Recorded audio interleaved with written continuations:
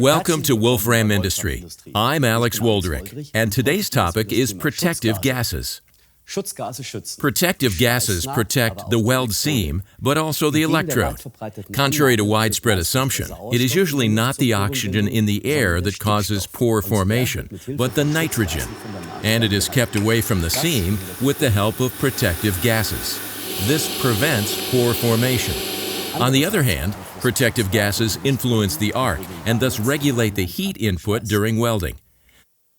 So choosing the right protective gas makes welding more efficient. The strength of corrosion resistance of a weld are influenced by the ferrite content. The ferrite content in the weld seam can be controlled by the composition of the protective gas. The volume flow is also important. A lot doesn't necessarily help a lot here. It depends on the right amount. And that depends on factors such as the size of the gas nozzle, the welding geometry, or the welding position.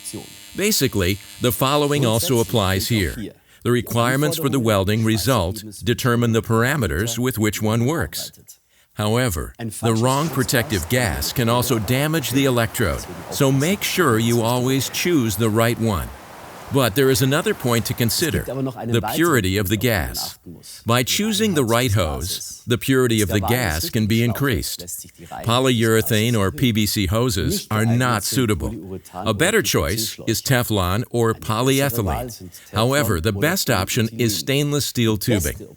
And then there are special hoses that offer good flexibility and a high level of protection against the ingress of contaminants. So you can see, if you want to be good at welding, you also need to be familiar with protective gases. Thank you for your attention. If you want to know more, we have made more videos for you.